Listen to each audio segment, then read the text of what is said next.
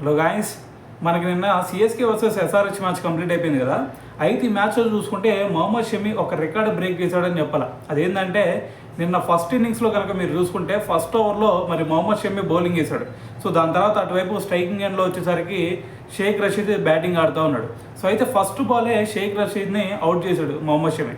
అయితే ఇప్పటి వరకు చూసుకుంటే మరి అలాగ ఫస్ట్ ఇన్నింగ్స్లో ఫస్ట్ బాల్లో ఐపీఎల్ చరిత్రలో చూసుకుంటే మరి ఇప్పటి వరకు ట్రెంట్ బోల్ట్ ఒక్కడే 3 సార్లు అవుట్ చేయడం జరిగింది ఫస్ట్ బాల్లో.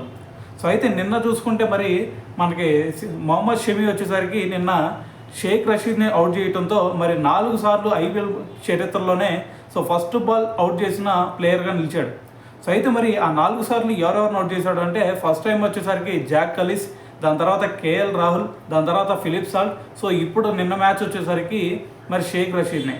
సో దీంతో మరి 4 టైమ్స్ మరి ఫస్ట్ బాల్లో అవుట్ చేసిన ప్లేయర్గా సో మరి నిన్న షమి అయితే రికార్డ్ బ్రేక్ చేశాడు. అయితే దానికి ముందు చూసుకుంటే ట్రెంట్ బోల్ట్, సో అతను చూసుకుంటే మరి 3 టైమ్స్ ఫస్ట్ బాల్లో వికెట్ తీసుకోవడం జరిగింది.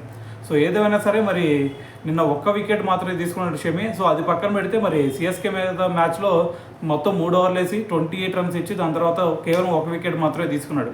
సో ఈ రికార్డు పక్కన పెడితే మరి మొహమ్మద్ షమి పర్ఫార్మెన్స్ చూసుకుంటే మరి ఐపీఎల్ సీజన్లో సో మరి అంత మంచిగా అయితే కనిపించట్లేదు. సో ఏదేమైనా సరే మరి రేపు ఇంగ్లాండ్ సిరీస్లో మళ్ళీ ఏదైనా పుంజుకుంటాడేమో అనేది సో మరి చూద్దాం. సో దాని తర్వాత మరి మొహమ్మద్ షమి చేసిన ఈ రికార్డు గురించి మీరేమనుకున్నారనేది కింద కామెంట్ చేయండి.